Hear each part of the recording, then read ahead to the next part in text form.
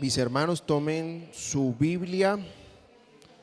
Si toman apuntes, alisten sus apuntes. También les recomiendo que pongan su celular en modo no molestar o vibración, o le bajen el volumen para que podamos concentrarnos en la enseñanza del día de hoy. Espero que hayan podido leer el capítulo 16, que es el capítulo que vamos a estudiar el día de hoy.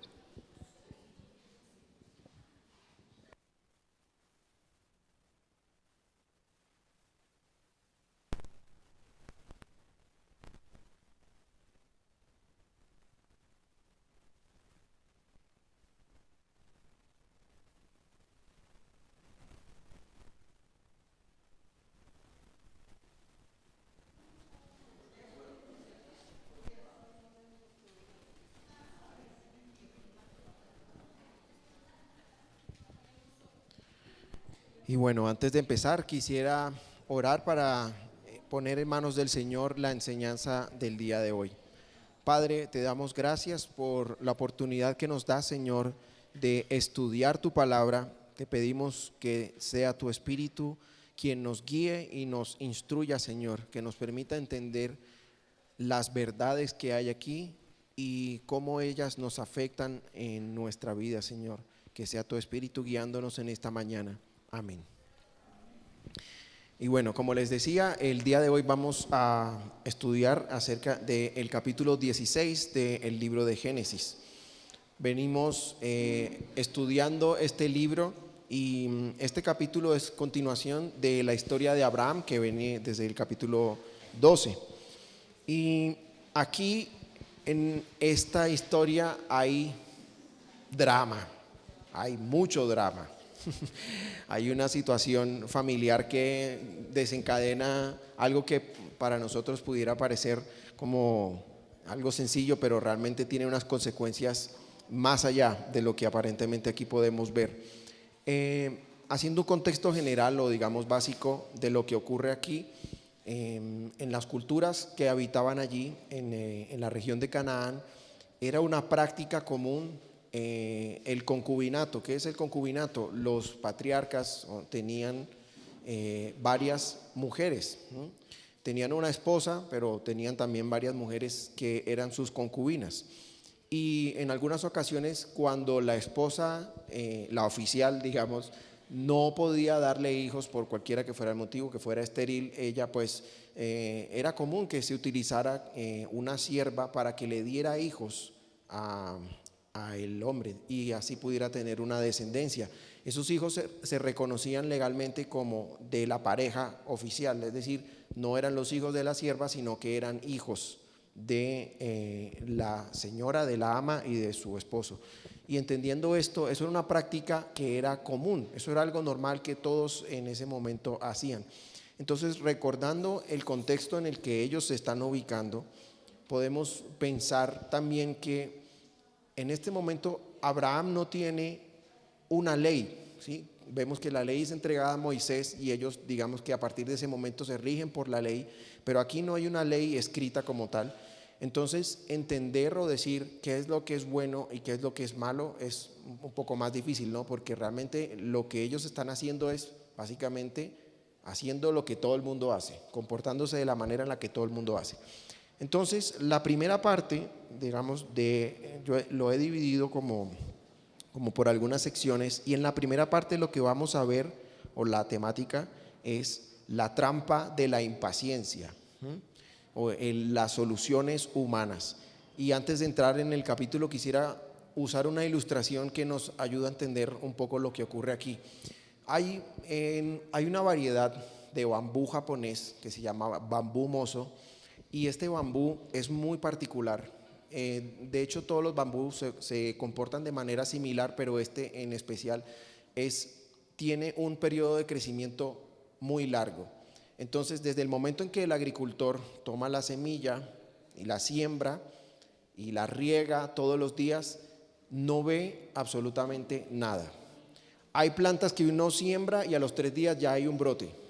Con el bambú pasan los días, las semanas, los meses, los años, y ahí no se ve ni un brote, ni una hoja, nada. Y el promedio que puede tardar en crecer o en verse el crecimiento es entre 3 a 5 años. Con mi esposa y los niños alguna vez hicimos un experimento de tomar una zanahoria, la zanahoria se corta, se pone en agua y uno ve que eso empieza a brotar, en los pocos días ya empieza a salir el brote. Bueno, imagínense uno esperar 3 años, 4, 5 años para ver que ocurra algo. Y uno podría pensar, bueno, ¿y por qué le toma tanto a ese bambú crecer? Resulta que debajo de la tierra se está formando una cosa que se llama el rizoma. El rizoma es una red de raíces que son robustas y son profundas. ¿Y esas raíces para qué sirven? Para darle y soportar todo el crecimiento que va a tener el bambú. Porque cuando llega el momento, el periodo de crecimiento, el bambú crece hasta 1 metro al día. Imagínense el crecimiento, o sea, si han visto por ejemplo videos en YouTube, eso se llama un time lapse. Un time lapse es como acelerar. Entonces imagínense que uno graba el día de crecimiento del bambú y lo acelera. Lo verías así, crecer, pero casi que de una manera maravillosa, algo milagroso. Pero ese crecimiento sorprendente de 1 metro al día no ocurriría si no se hubiera preparado durante 5 años el terreno y las raíces profundas para que ocurriera. Entonces, si el agricultor no tiene paciencia durante todo ese tiempo, ese trabajo y todo eso se va a ir a la basura, porque en algún momento podría decir, no, aquí ya no salió nada, yo ya dejo de echarle agua a eso y ya me voy, eso no va a producir nada, pero resulta que sí va a haber un fruto. ¿Y por qué traigo esa ilustración? Para entender algo. Cuando el Señor llama a Abraham y le dice que salga de su casa, ¿sí? Que salga de su tierra, Abraham tiene 75 años y en este momento ya tiene 85. Y veíamos en el capítulo anterior que el Señor le hace una promesa y que le ha hecho la promesa, y no solamente la hizo, sino que lo confirmó, hizo un pacto con él a través de todo este ritual que vimos en el capítulo anterior. El Señor promete algo y cuando el Señor lo promete, Él lo cumple. Amén. El Señor es fiel, pero la paciencia de los hombres no tanto. Y si nosotros lo pensamos cuando vemos esto, hoy en día las personas somos supremamente impacientes. Todo es ya, y todo es para enseguida, es la inmediatez. Ahora imagínense esperar 10 años y que no ocurra absolutamente nada.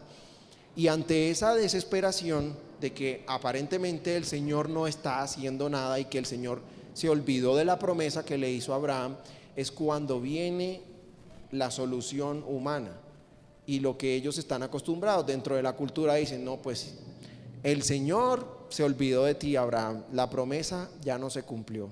¿Y cuál era la promesa? Le dijo, te voy a hacer padre de muchas naciones, tu descendencia va a ser numerosa, tan numerosa como las estrellas del cielo, mejor dicho, es una promesa, y además toda esa tierra que está allí va a ser de tu descendencia.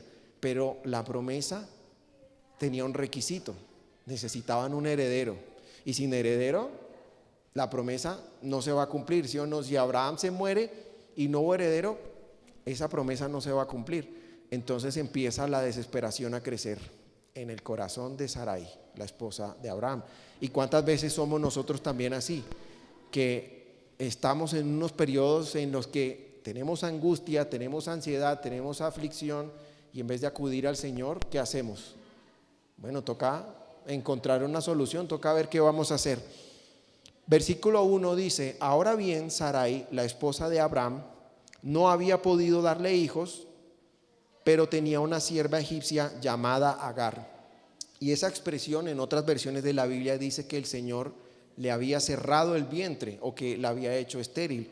Y ella era estéril, entonces no podía tener hijos. ¿Y qué ocurre allí?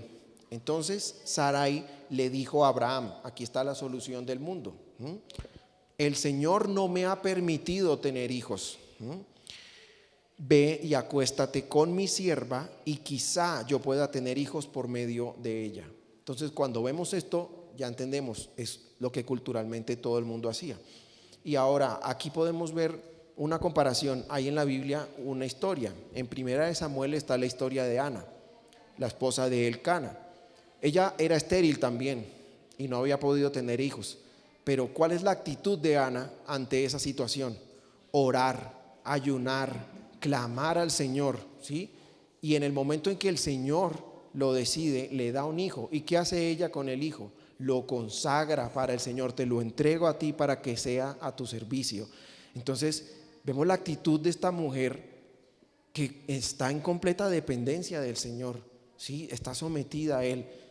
Pero aquí vemos a Sarai y sin juzgar, pero esto no suena mucho a estar sometido al Señor, a estar en plena dependencia. Es una solución que nace de la desesperación, de la impaciencia. Y le dice, pues acuéstate con mi sierva y quizá yo pueda tener hijos por medio de ella. Ahora, ya le dimos palo a Sarai, pero veamos la actitud de Abraham. Porque Abraham, ¿qué había podido hacer? Habría podido hacer simplemente decir, no, el Señor prometió y yo confío en el Señor. El Señor hará como Él dijo que iba a hacer. No, oremos, ayunemos, busquemos, confiemos, pidámosle al Señor que nos dé una señal. Han pasado 10 años y aún no vemos nada. No, la actitud de él, ¿cuál es? Y Abraham aceptó la propuesta, directo, inmediatamente. Bueno, de una. Y es una propuesta que le sonaba bastante, digámoslo, atractiva, por decir menos. Entonces Sarai, la esposa de Abraham, tomó a Agar, la sierva egipcia, y la entregó a Abraham como mujer. Aquí en la versión mía dice, esto ocurrió 10 años después de que Abraham se estableció en la tierra de Canaán. Entonces ahí hacemos las cuentas, han pasado 10 años, ¿sí? Así que Abraham se acostó con Agar y ella quedó embarazada. Y aquí vemos a el otro protagonista de la historia, que es Agar. ¿Y qué podemos decir de Agar? Es una sierva egipcia, ¿sí? Digamos, Abraham es de la descendencia de Sem, y Sem era un hijo de Noé. Él conocía al Señor, ¿sí? Nosotros podemos asumir que algo del Señor había escuchado y él había tenido no solamente a través de eso, sino un encuentro directo con el Señor. Pero ¿qué le podemos pedir a Agar? Que era una persona que no conocía al Señor. ¿Y cómo reacciona ella? ¿Sí? Porque si se habla de la promesa y si ahora yo soy la que va a traer al heredero, Abraham era un hombre rico. Tan rico que le tocó decir a Lot, mira, vamos a separarnos, si tú te vas para allá, yo me quedo acá porque aquí ya no cabe todo el ganado y no, los recursos no alcanzan para que podamos mantenernos los dos aquí. O sea, se le abrieron los ojos. Inmediatamente Agar supo que estaba embarazada, comenzó a tratar con desprecio a su señora, y eso habla del corazón de ella, inmediatamente. Y seguramente si se volteó de esa manera su actitud, tampoco es que la trataran muy bien desde antes, ¿cierto? Entonces dice, comenzó a tratar con desprecio a su señora Sarai, y entonces Sarai le dijo a Abraham, todo esto es culpa tuya. Esperen un momento, ¿de quién fue la idea? La idea no fue de ella. Entonces, ¿por qué es culpa de Abraham? ¿Qué pasó ahí? No lo entendí. Entonces, ¿qué hace Abraham? Le dice Sarai, puse a mi sierva en tus brazos, pero ahora que está embarazada me trata con desprecio. El Señor mostrará quién está equivocado, tú o yo. Y es una expresión que nos suena como, o sea, todo fue parte de tu plan, el plan se te devolvió mal, ¿sí? Porque no salió como esperabas esa solución que planeaste, y ahora es culpa de Abraham, ¿sí? ¿Y cuántas veces nos pasa a nosotros lo mismo? Que nosotros buscamos una solución y después, Señor, vengo a ti, perdóname, no he cometido un error, ahora ayúdame. Porque la solución humana nunca funciona. La solución humana a los problemas no funciona. Entonces vemos que Abraham le responde, y vemos aquí la falta de carácter de Abraham, porque no solo él aceptó la propuesta, sino que ahora se va a lavar las manos. Una falta de carácter total, que también habla de cómo era su relación con Dios, cómo era su relación con el Señor, y cómo era él como hombre, y cuál era su responsabilidad. Porque aquí, ¿qué hizo? Mira, ella es tu sierva, así que haz con ella como te parezca. ¿Eso qué suena? yo me lavo las manos y mire a ver qué hace, porque efectivamente pues usted fue la de la idea, resuelva, ¿sí o no? Es una actitud totalmente, o sea, es falta de carácter, de no asumir la responsabilidad del error. Entonces Sarai comenzó a tratar a Agar con tanta dureza que al final huyó. Esto también nos revela algo del corazón de ella, porque simplemente pudo haber dicho, bueno, la pudo expulsar al desierto, pudo haber hecho otra cosa, pero no, empezó a hacerla tratar, o sea, a tratarla mal para que ella misma escapara, ¿sí? Entonces también es un poco como decir, yo no quiero asumir toda la responsabilidad y la culpa, entonces que ella se vaya solita. Agar, sierva de Sarai. Bueno, entonces aquí vemos el siguiente segmento que vamos a encontrar aquí, y es, hasta aquí ya vemos el drama tan terrible porque ella tiene que huir. Y vemos a continuación cuando viene lo siguiente, que es el Dios que ve, el Dios que oye. Y eso es lo que ocurre a continuación. En el versículo 7 dice, el ángel del Señor encontró a Agar en el desierto junto a un manantial de agua en el camino que lleva a Shur. Aquí agregamos un poquito de contexto. Agar era egipcia y ese camino que lleva a Shur es el camino que se utilizaba para ir hacia Egipto. Entonces ella estaba regresando a lo que siempre había conocido, a su hogar, digamos, a su lugar de origen. Ahora, ¿en dónde estaba ella? En el desierto. Y el desierto, cuando nosotros vemos en la palabra, ¿qué quiere representar? O muchas veces, ¿qué nos dice el desierto? El desierto es un momento de tribulación, es un momento de dificultad, de prueba. Vemos el pueblo de Israel 40 años en el desierto vagando allí en la prueba. 40 años y hay una broma muy, digamos, extendida. Cuando uno busca, usted en su celular lo pueden hacer, vayan a Google Maps y vean cuánto hay de Egipto a la región de Canaán, a Israel, a Jerusalén, a esa zona. Y uno dice, no, pues es que eso es un día de camino. O sea, ¿cómo así que estuvieron 40 años divagando en el desierto cuando eso era, pues, era un paso que podían haber hecho en semanas, digamos, suponiendo que era mucha gente y había niños y tenían que ir despacio, parar, lo que sea? Eso era ahí cerquita, ¿sí o no? Pero esos 40 años, ¿qué querían decir? Era el tiempo de la espera, ¿no? Era el tiempo de la paciencia, como el bambú que tenía que crecer, pero no estaba listo para crecer. Es igual. Y ese desierto en el que se encuentra Agar, vemos otra cosa, la misericordia del Señor, porque ella no conocía al Señor, ella no sabía quién era el Dios de Israel, el Dios de Jacob, ella no sabía quién era, pero el Señor la busca. El Señor es quien la busca. Y eso nos recuerda, por ejemplo, también cómo el Señor activamente busca a los que no le conocen, y cómo también vemos en la historia que Él a los que no eran pueblo los hace pueblo. Entonces dice, le pregunta el ángel, Agar, sierva de Sarai, ¿de dónde vienes y hacia dónde vas? ¿Para qué le pregunta? Él ya sabía. Entonces, ¿por qué le pregunta? Porque quería escuchar la versión de ella. ¿Y qué dice ella? Estoy huyendo de mi señora Sarai.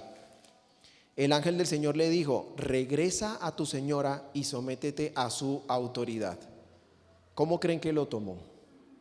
Feliz no estaba, porque la estaban maltratando, estaban tanto que la aburrieran para que se fuera, y ahora el ángel viene y le dice, yo te tengo la solución, devuélvete. ¿Cómo? Pero ella se estaba regresando. ¿Hacia dónde? Hacia Egipto. Y ella tenía que devolverse hacia donde pertenecía. Ella tenía que regresar allí, y muchas veces es lo que nos pasa a nosotros.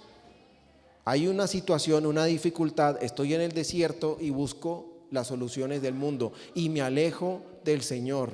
Me voy hacia Egipto, me alejo del Señor, pero el Señor me llama y me dice, no, vuelve. ¿Es fácil? No, no es fácil. La solución del Señor no es fácil. Nunca lo es. Y si vemos, por ejemplo, que dice el Señor Jesús, en el mundo tendrán aflicción. El Señor Jesús no dice, cuando ustedes crean en mí, todo va a ser color de rosa y su vida va a ser perfecta y va a cambiar y ya no van a tener problemas. Ojalá fuera así. Eso va a ser así en la vida postrera, pero no ahora. Y por eso esa solución que le ofrece el ángel a Sarai, de Agar, de decirle, devuélvete a tu señora. Y no solamente devuélvete, sino que sométete a ella y a su autoridad. También habla de cómo nosotros, cuando vemos esto, decimos: yo tengo que tener un corazón que se somete a la voluntad del Señor, que no hace lo que yo quiero y que no busca las soluciones del mundo, sino que yo me someto a la voluntad del Señor y espero la solución que Él va a proveer en el tiempo que Él vaya a proveer. ¿Es fácil? No. Pero esa paciencia es la que hace que la fe se fortalezca, porque la fe no va a crecer en medio de lo bonito. La fe va a crecer es ahí en el desierto, no va a crecer en el oasis en donde está todo perfecto. Es ahí en el desierto donde va a crecer y se va a fortalecer la fe. Y ahora nosotros decimos: ¿la fe puede crecer? Sí. Y ese título que le dan a Abraham, que cuando uno lee esto dice: pero tú no eras el padre de la fe, el que la fe le fue tomada por justicia. Y mejor dicho, uno dice: no, pues este hombre era 10 años bastaron para que se le olvidara lo que el Señor le había prometido. En 10 años se desesperó y este era el padre de la fe. Ahora dice uno: no, si este era el padre de la fe que vio a Dios directamente, pues yo digo, yo que no he tenido un encuentro con el Señor así directamente, pues ¿qué se puede esperar? ¿Cierto? Pero aunque nosotros no hayamos tenido un encuentro directo así con Abraham, como de pronto no necesariamente ese encuentro sea de esa manera, sino que lo hemos tenido de otra forma. Cada uno a su manera, en la forma en la que el Señor nos ha llamado, hemos tenido un encuentro con Él. Y cuando estamos en medio de esa tribulación tenemos que recordar eso, esa promesa que el Señor nos hizo en ese momento, cuando por primera vez lo conocimos y cuando Él empezó a transformar nuestras vidas. Ahora, así como el bambú no se veía lo que estaba ocurriendo, porque nosotros necesitamos ver, necesitamos evidencia para creer, y cuando no vemos que ocurre nada, empieza a fallar la fe. Entonces seguimos aquí en el versículo 10 que dice: yo te daré más descendientes de los que puedas contar. Esto es para Agar. El ángel también le dijo: ahora estás embarazada y darás a luz un hijo y lo llamarás Ismael. Ismael significa Dios oye. Entonces imagínense, cada vez que ella llamara: Ismael, ven aquí, Ismael está diciendo Dios oye, y le recuerda la promesa que le hizo el Señor. Dios escuchó su angustia, ¿sí? Dios escuchó su clamor y Dios nos escucha. Y a veces puede ser frustrante cuando tú estás en el desierto y estás orando y tú crees que no te está escuchando, porque no ves que haya una solución, porque tú no ves que Él actúe. Entonces yo no veo solución y mi impaciencia y mi angustia crece, pero Él siempre está escuchando. Es muy curioso cómo en la cultura occidental y digamos en general se ha creado un retrato o una imagen de que el Señor es un hombre anciano de barba que está sentado en su trono celestial y que no está haciendo nada, que está pues pasando los días, perdiendo el tiempo y así. Hay una canción de Shakira que se llama Octavo Día, y en esa canción ella retrata a Dios de esa manera. Dice: cuando Dios creó la tierra y el universo, se fue a dar un paseo por el espacio sideral porque ya no tenía nada más que hacer aquí. ¿Ese es el Dios de la Biblia? ¿Ese es el Dios que describe la palabra? ¿Ese es el Dios que se ha revelado a nosotros? No. Esa caricatura de Dios no es el Dios verdadero. El Dios verdadero es el que está actuando todo el tiempo. Él está viendo, Él está escuchando y Él está actuando, aun cuando parece que no, aun cuando pasan 10 años y todavía la promesa no llega, Él está actuando. Y a eso nos aferramos. Entonces dice: lo llamarás Ismael porque Dios oye. El Señor ha oído tu clamor de angustia. Este hijo tuyo será un hombre indomable, tan indomable como un burro salvaje, y levantará su puño contra todos y todos estarán en su contra. Así es, vivirá en franca oposición con todos sus familiares. Y si vemos esta promesa que le está haciendo que le está revelando el ángel a Agar, nos deja muy en claro una cosa: Ismael no es el hijo de la promesa, y la bendición que ella va a recibir a través de Ismael es diferente del verdadero heredero que debe venir. Así como nosotros entendemos que la promesa del Señor no es en bienes materiales, porque la promesa que le está haciendo aquí es: va a ser un hombre indomable, vas a tener muchos descendientes, va a ser difícil de contar. Todo eso es material, pero el hijo de la promesa trae una bendición que es espiritual. Y es que de una solución humana no podía venir una bendición en ese sentido. Es decir, ellos quisieron ayudarle a Dios. El heredero no ha llegado, ayudémosle al Señor porque él está como que se le olvidó. Y entonces, a pesar de eso, de él, no es como que ellos iban a cambiar el plan del Señor. Hay un heredero y eso es lo que demuestra es la misericordia y la gracia del Señor. Porque nosotros cometemos errores y después buscamos ayuda del Señor. Él derrama su gracia y su misericordia, pero eso no cambia su plan. Su plan inicial siempre fue que el heredero iba a ser Isaac y que a través de él iba a ser la bendición espiritual y no material. Entonces en el versículo 13 dice: a partir de entonces Agar utilizó otro nombre para referirse al Señor, quien le había hablado. Ella dijo: tú eres el Dios que me ve. Entonces vemos las partes del carácter de Dios: el Dios que oye todo el tiempo, el Dios que ve. Y en eso, mis hermanos, uno encuentra consuelo, porque tú podrías sentirte en medio de la tribulación y la angustia totalmente abandonado, pero no se nos puede olvidar que el Señor oye y el Señor ve. Dice, también dijo: ¿de verdad he visto a aquel que me ve?, se pregunta Agar. Así que este pozo fue llamado el pozo del viviente que me ve. En mi versión dice así, ahí está la palabra en hebreo, pero no la voy a pronunciar porque mi hebreo está un poco oxidado. Aún se encuentra ese pozo allí entre Cades y Bered. Entonces Agar le dio un hijo a Abraham y Abraham lo llamó Ismael. Abraham tenía 86 años cuando nació Ismael. En los capítulos siguientes se menciona la edad que tenía Abraham y Sarai cuando nace Isaac. Si ustedes ya lo leyeron, saben cuánto es. Aquí hay una trivia. ¿Cuántos años tenía cuando nació? Cuando nació Isaac, 100 años. Tenía 100 años cuando nació Isaac. Entonces, lo que nosotros vemos aquí es que el plan y la solución humana para traer al heredero no funcionó. Y no solamente no funcionó, sino que no aceleró el plan del Señor. O sea, no es que el Señor hubiera dicho: no, estos ya se impacientaron, entonces me tocó mandarles el heredero de una vez. No, pasan 14 años más. No quiere caldo, se le dan 2 tazas. 14 años más tienen que esperar para que se cumpla la promesa del Señor. Entonces, uno dice: estabas impaciente, pues te va a tocar esperar más. Y es una muestra también de que el Señor dice: el que tiene el control soy yo, no eres tú. Los planes no son tuyos, sino los planes son del Señor. Y también vemos, me voy a adelantar un poquito porque ahí es importante, ahí en el capítulo 17, nosotros también vemos cómo el Señor le dice a Abraham: mira, le da todos los detalles del plan para que no vuelvan a tener ideas ingeniosas. Les dice: mira, el hijo de la promesa, el heredero, va a ser un hijo tuyo, pero no solamente va a ser tuyo, sino que va a ser un hijo tuyo con tu esposa, con Sarai. ¿Te quedó claro? ¿Está claro? ¿Sí? ¿Lo entendiste? Para que no empiecen a maquinar ideas ni planes que no son los planes que yo tengo para ustedes. Entonces ahí les queda claro, y aún así ellos no creen. Aún en esa circunstancia no creen. Y uno diría: bueno, si el Señor mismo te lo está diciendo, ya deberías creerlo, pero no.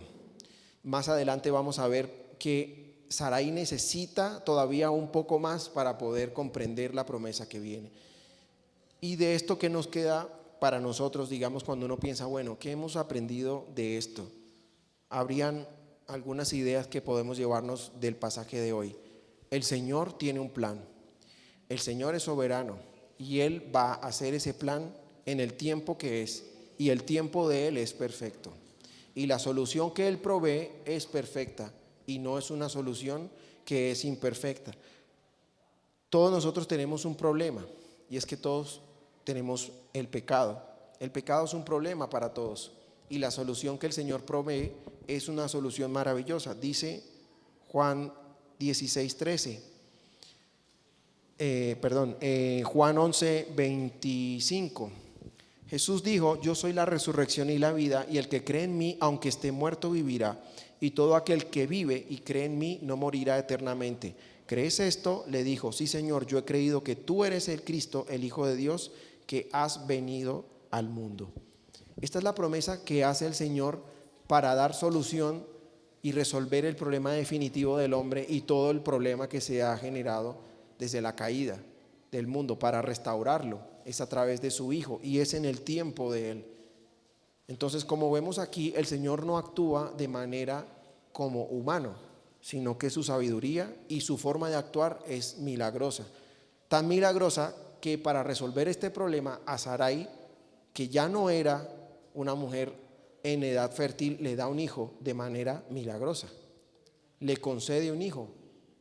Entonces nosotros podemos ver cómo la diferencia tan dramática entre la forma en la que el Señor actúa y el contraste de cómo nosotros actuamos, y cómo las soluciones que nosotros vemos en el mundo no traen absolutamente nada bueno. Y ahora la pregunta que nos podemos hacer es: cuando estamos en medio del desierto, ¿cómo es nuestra forma de actuar? Es una reflexión que nos toca a nosotros, decir: ¿cómo actúo yo? ¿Cuál es mi primer instinto? ¿Qué es lo que hago yo cuando estoy en medio del desierto? ¿Yo actúo como Ana? ¿Me someto, oro, clamo al Señor? ¿O hago lo contrario? Inmediatamente empiezo a pensar, cuando me impaciento, en una solución. Es una reflexión que nos cuesta a todos, pero es una invitación. También la otra es: ¿me aferro a esa promesa que hace el Señor? Tengo la confianza y la fe de pensar que Dios me ve, Dios me oye en medio de mi desierto, en medio de mi aflicción. Porque si es así, podemos aferrarnos a esa promesa que hace Él. En el mundo tendremos aflicción, pero Cristo Jesús ha vencido al mundo. Y si Cristo está con nosotros, ¿quién podría estar contra nosotros? Absolutamente nadie, ¿cierto? Y finalmente, una reflexión que nos puede llevar, y es: ¿con cuál de estos personajes? Porque con cada uno podríamos llegar a pensar, a identificarnos. ¿En qué momento he sido Abraham? ¿En qué momento he sido Sarai? ¿En qué momento he sido Agar? Cada uno podemos de cierta manera identificarnos más con uno o con otro, pero lo cierto de esto es que al final vemos cómo la obra del Señor es maravillosa. Y Él, a pesar de la imperfección, porque nosotros vemos que aquí Abraham se le da un título tan maravilloso y tan increíble: era un hombre imperfecto, como tú, como tú, como tú. Sarai, una mujer imperfecta, como tú y como tú. Es decir, el Señor utiliza a personas rotas, imperfectas, y a través de eso, aún a pesar de nuestros errores, de nuestro pecado, de nuestra humanidad, el Señor ejecuta su plan. ¿Eso no es maravilloso? O sea, en algún momento imagínense que dijera: no, estos me arruinaron el plan, me tocó buscar otra pareja porque estos dos no funcionaron. No, el Señor sabía, y aún en medio de esa imperfección de la que todos hacemos parte, el Señor obra y consigue su plan victorioso. Y eso es una muestra que, aquí hay una muestra pequeñita de la humanidad, pero toda la humanidad es igual, toda la humanidad es imperfecta, todos somos iguales. Entonces, yo cuando leía me indignaba, pero al mismo tiempo decía: ¿cómo los voy a juzgar? Si es que todos somos iguales, somos todos lo mismo. Y de esa manera, haciendo esa última reflexión, decía: si yo soy así como ellos, al final lo único que yo puedo pensar es que yo me entrego a el Señor, porque Él sí tiene el control, Él sí sabe la solución perfecta, y es lo mejor que podemos hacer. Entonces, en algún momento, cada momento que te enfrentes a una dificultad, que tengas un problema o que estés enfrente debo tomar una decisión importante, ¿qué vamos a hacer? Y acordémonos de esto: Es decir, ¿cómo voy a actuar? ¿Voy a buscar mi solución o voy a buscar la solución del Señor? Voy a buscar al Señor para que Él provea la solución que de antemano ha tenido, o voy a buscar la solución porque al final la que yo voy a encontrar solo va a traer consecuencias desastrosas, terribles, como ya vimos aquí. Esa es una palabra que en la casa utilizamos mucho, porque con los niños les decimos, tus acciones van a tener consecuencias, y entonces ellos dicen, no, no quiero la consecuencia. Y no, claro que no, nadie quiere las consecuencias. Después de que hemos cometido el error y las vemos, decimos, no, yo ya no quiero las consecuencias, Señor, ten misericordia, ¿cierto? Entonces, esa es la invitación, mis hermanos, a que en esta mañana podamos guardar esa lección en nuestro corazón y siempre pensemos que la solución de Dios siempre será la mejor para mi vida. Quisiera terminar con una breve oración, mis hermanos. Padre, te damos gracias porque tú eres el Dios que ve, tú eres el Dios que oye y tú eres el Dios que actúa. Tú no estás allí en un palacio celestial pensando en qué hacer con tu creación. Tú tienes un plan perfecto, Señor, y en ese plan nos has incluido a nosotros, un plan de redención y de salvación que se completa a través de la obra de Cristo Jesús. Permite, Señor, que podamos confiar en ti en cada momento, Señor, y en cada dificultad, sabiendo que tú tienes el control y que tú siempre vas a proveer la solución que es la más adecuada para nosotros, Padre. Te pido en esta mañana que estas verdades se guarden en nuestro corazón. Amén.